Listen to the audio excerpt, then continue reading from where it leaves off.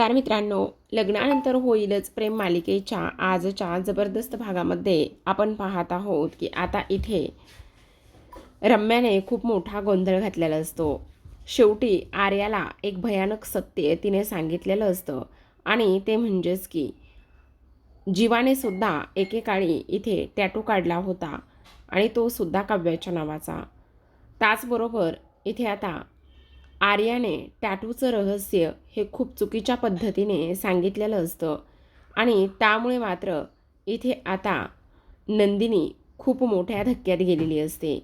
हेच आपल्याला या आजच्या भागामध्ये पाहायचं आहे, त्यामुळे हा व्हिडिओ शेवटपर्यंत नक्कीच पहा।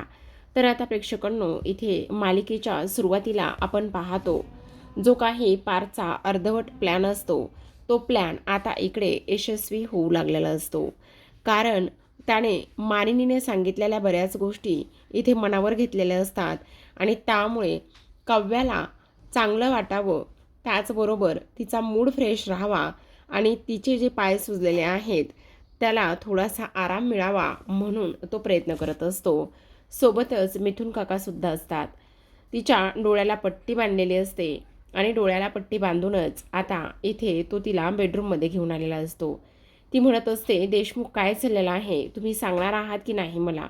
तेव्हा पार्थ म्हणत असतो, काव्या फक्त अगदी थोडासा वेळ, वास तर खूपच छान असा रिफ्रेशिंग सारखा येतोय, रिलॅक्सनेस आहे काहीतरी बहुतेक, बरोबर ना? तेव्हा पार्थ म्हणत असतो, हो अगदी बरोबर बोलताय, पण आता मात्र तुम्हाला थोडा वेट करावा लागेल।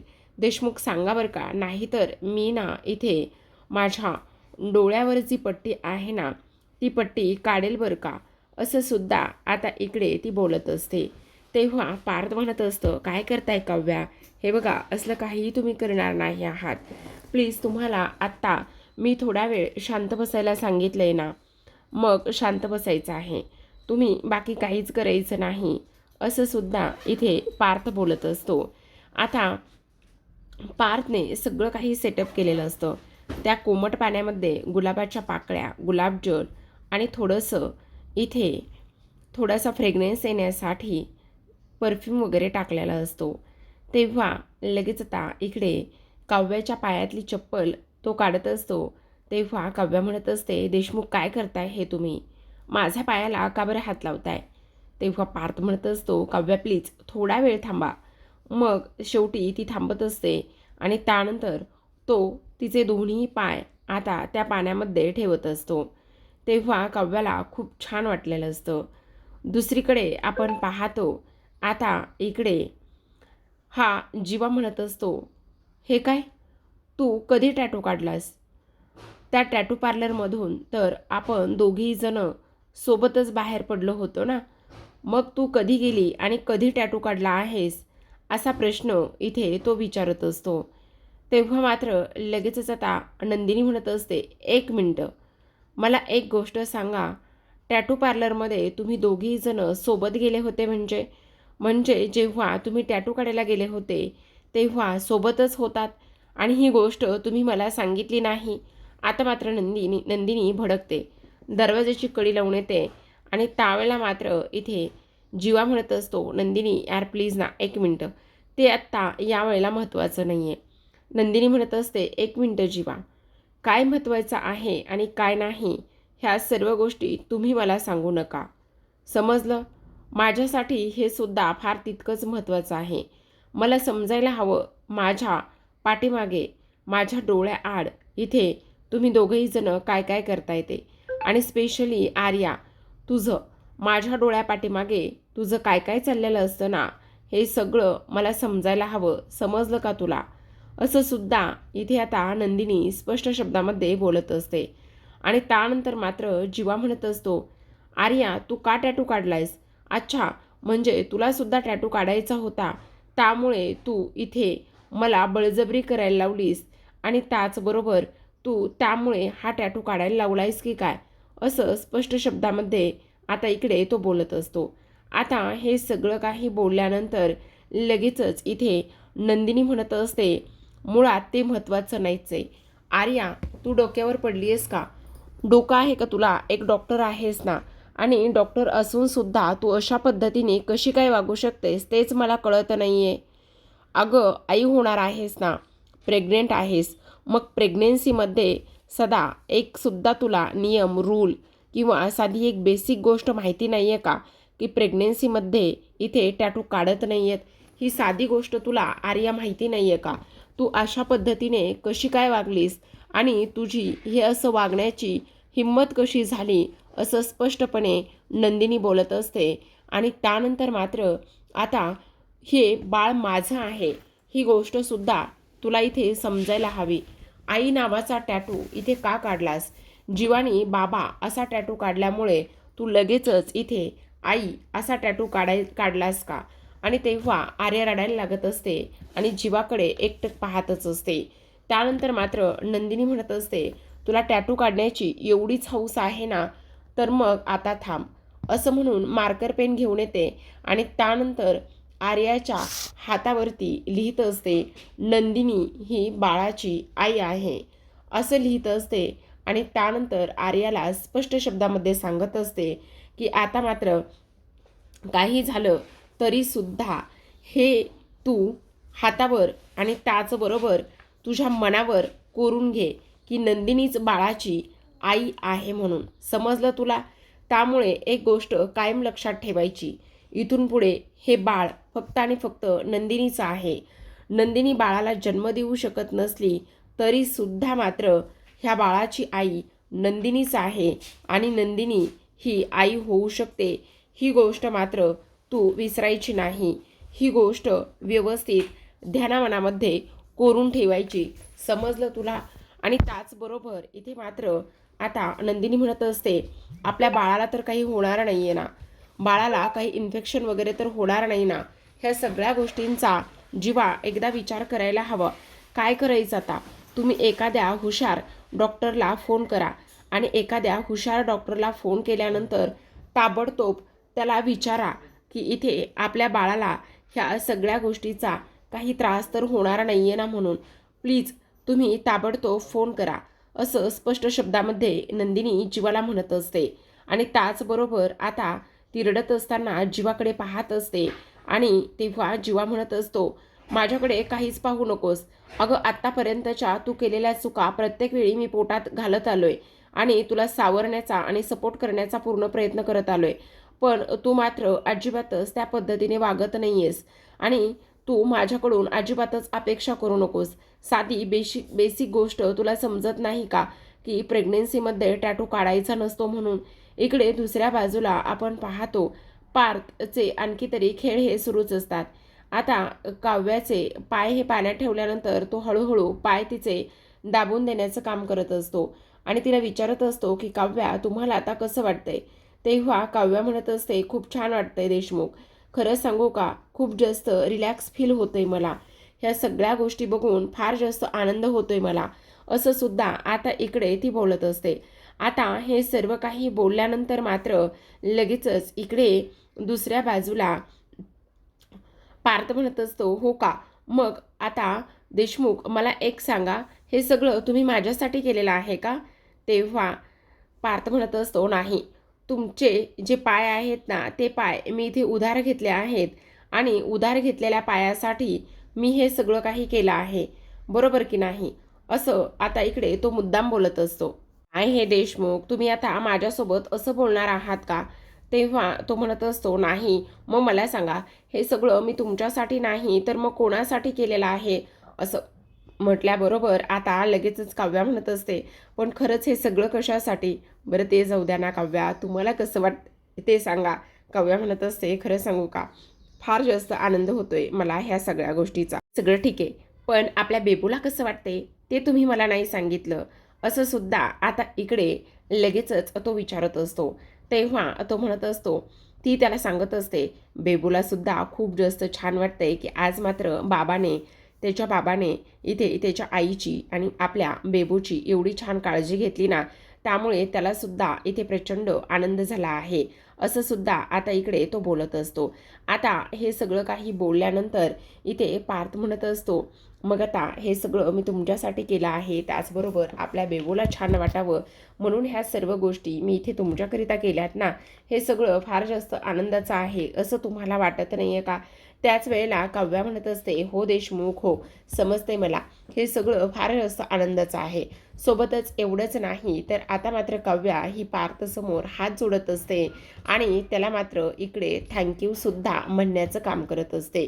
तेव्हा पार्थ म्हणत असतो, तुम्ही अजिबात काळजी करू नका, तुम्हाला आता खूप छान वाटणार आहे. काव्या म्हणत असते, देशमुख बाद झालं, आता एवढं सगळं काही करण्याची काही गरज नाही आहे. तेव्हा पार्थ म्हणत असतो, नाही काव्या, मला समजतंय ना, तुम्हाला चालून चालून त्याचबरोबर ह्या सगळ्या गोष्टीमुळे इथे तुम्हाला भार येत असेल आणि ह्या सगळ्या गोष्टींचा तुम्हाला त्रास होत असेल, हे सगळं काही मला समजते. तुमचे पाय सुस्त आहेत ही सुद्धा गोष्ट मला समजत आहे.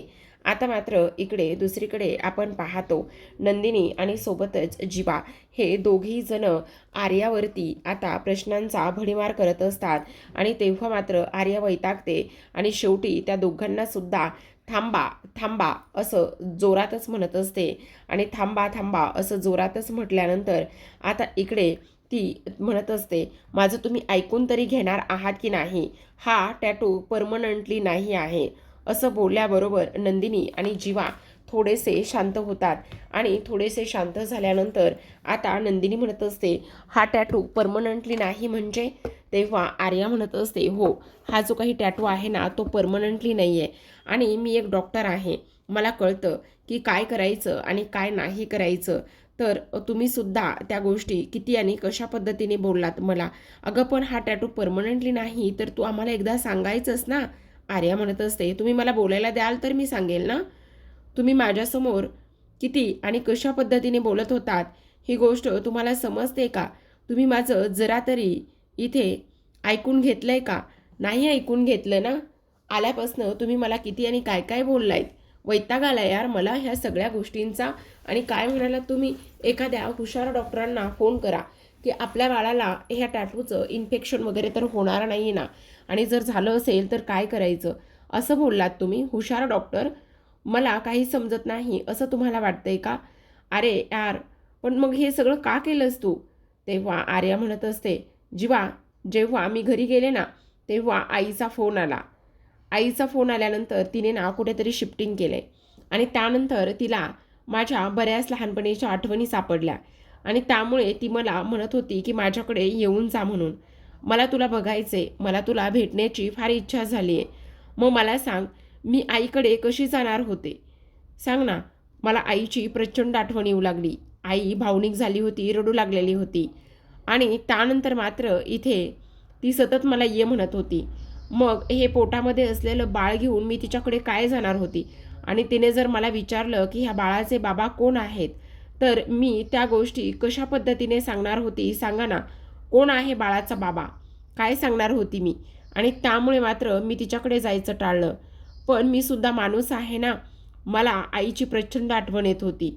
मी आईचे फोटो पाहिले, त्याचबरोबर तिला व्हिडिओ कॉलसुद्धा केला, पण तरीसुद्धा इथे मात्र मला काही केल्या तिची आठवण जाईना आणि म्हणून मी फक्त आईच्या आठवणीसाठी हा फक्त टेम्पररी जो काही टॅटू आहे तो टॅटू मी इथे काढून घेतला, बस एवढंच आहे. पण तुम्ही तर मला किती गृहीत धरलं आणि काय काय बोलू लागलेला आहात, हे सगळं शोभतं का तुम्हा दोघांना सुद्धा बोलायला? असं आर्या म्हणत असते आणि रडायला लागलेली असते.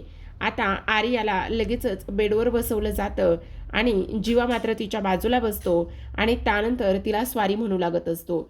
म्हणत असतो, आर्या, खरंच यार स्वारी, आमचं चुकलं, पण तू ह्या सगळ्या गोष्टी अगोदर आम्हाला नाही सांगितल्यास. तू का नाही आम्हाला हे सगळं सांगितलंस?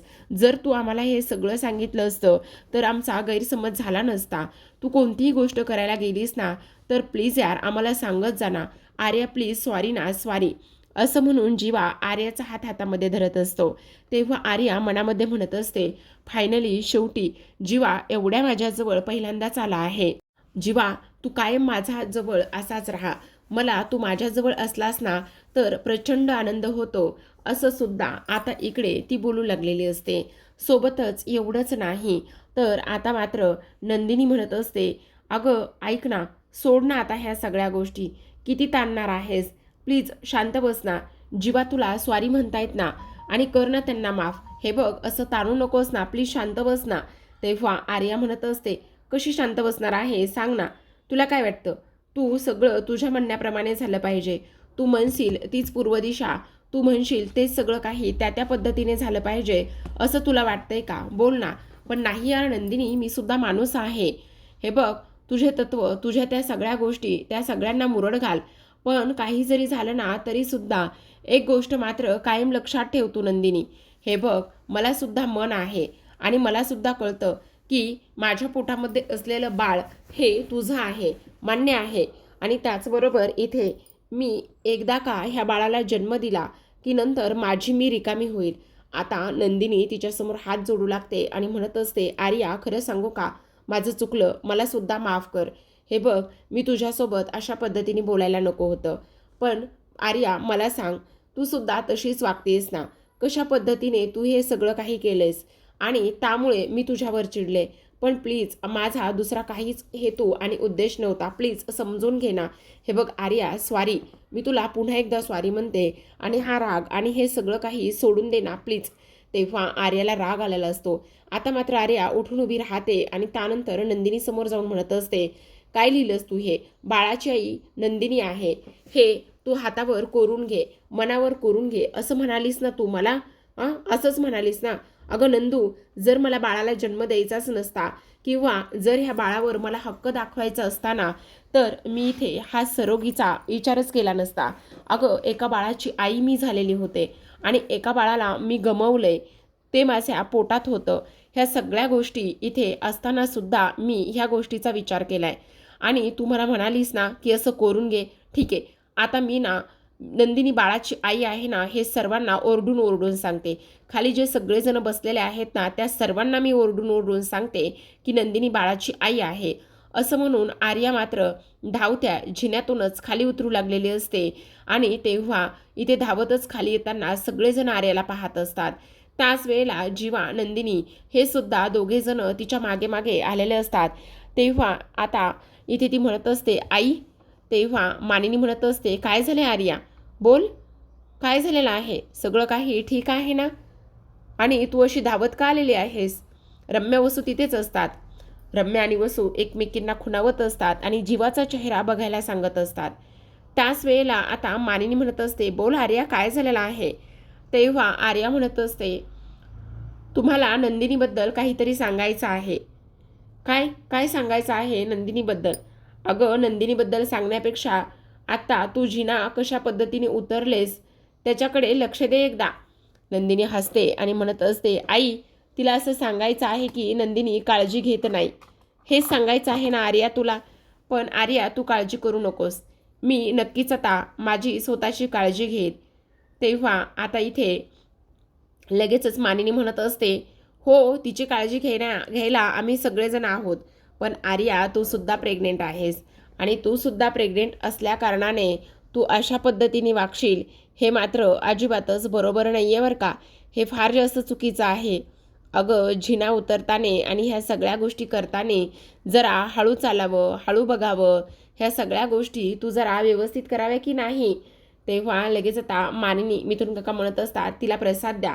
मग मानिनी तिला प्रसादाला हात पुढं करत असते आणि म्हणत असते, हे घे, इथे तुझ्यासाठी प्रसाद आणला आहे.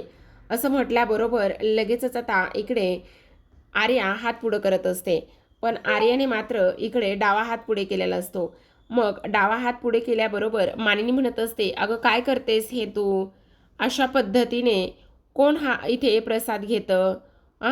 अगं प्रसाद कधीही उजव्या हातामध्ये घ्यावा, पण उजव्या हातावर तर आता टॅटू काढलेला असतो, त्यामुळे त्याला आता प्रसाद घेता येत नसतो. आता मात्र आर्या स्वतःचा हात हातामध्ये पाहत असते, तिला काय करावं ह्या सगळ्या गोष्टी समजत नसतात. जर प्रसादासाठी हात पुढे केला तर प्रॉब्लेम होऊ शकतो आणि टॅटू सर्वांना दिसू शकतो. मग काय करावं काय करावं असा विचार आर्या करू लागलेली असते. आता मात्र इकडे नंदिनीच्या सुद्धा मनाची हालचाल सुरू असते. सगळेजण आर्याकडे पाहत असतात की आर्या कधी एकदाची प्रसाद घेते म्हणून. पण आता या गोष्टीवर नंदिनीने शेवटी तोडगा काढलेला असतो. तर प्रेक्षकांनो, आजच्या भागात एवढंच. उद्याचा भाग फार कमालीचा असणार आहे. जीवाने मात्र इथे आता त्याच्या हातावर टॅटू काढलेला असतो आणि टॅटू काढल्यानंतर तो सर्वांना दाखवत असतो. त्यावेळेला काव्याला आणि पार्थला प्रचंड आनंद झालेला असतो. दुसऱ्या बाजूला रम्याने त्याच संधीचा फायदा घेतलेला असतो आणि त्याच संधीचा फायदा घेतल्यानंतर आता ती आर्याच्या पाठीमागे जाते, गाडीमध्ये बसते. आर्या विचारत असते, तू माझ्या गाडीत काय करतेस? आत्ताच्या आत्ता खाली उतर. तेव्हा आता इथे आर्याला रम्या म्हणत असते, अगं तुला सांगू का, आता जीवाने ना त्याच्या हातावर बाबा असा एक टॅटू काढला आहे. पण तुला एक गोष्ट सांगू का, जीवाने ना याच्या अगोदर सुद्धा असाच एक टॅटू काढला होता आणि तेव्हा तो टॅटू ना छातीवर काढला होता, असं इकडे ती बोलत असते. त्याच वेळेला आता इकडे ती म्हणत असते, हो काढला असेल नंदिनीचा, त्यात काय वेगळं. तेव्हा आर्या म्हणत असते, अजिबातच नाही, नंदिनीचा टॅटू त्याने काढला नव्हता, मग कोणाचा काढला होता असं म्हटल्याबरोबर लगेचच आता इकडे रम्या म्हणत असते, त्याने काव्याचा नावाचा टॅटू छातीवर काढला होता. हे सगळं ऐकल्यानंतर आता आर्याला धक्काच बसतो. दुसरीकडे जीवा म्हणत असतो, हे बघ नंदिनी, ती प्रेग्नेंट आहे, त्यामुळे तिच्या मनासारखं आणि तिच्या कलासारखंच आपल्याला वागावं लागेल आणि त्याचबरोबर आपल्याला एवढ्या सगळ्या गोष्टी तिच्यासोबत नाही करता येणार. आणि आता मात्र इकडे तुला एक गोष्ट सांगू, ती जे काही वागती ना त्या सगळ्या गोष्टीकडे दुर्लक्ष करून आपल्यालाच तिला समजून घ्यावं लागणार आहे, असं जीवा नंदिनीला सांगत असतो. पण नंदिनीला मात्र हे सुद्धा पटत नसतं, कारण तिला ह्या आर्याचं वागणं खटकू लागलेलं असतं.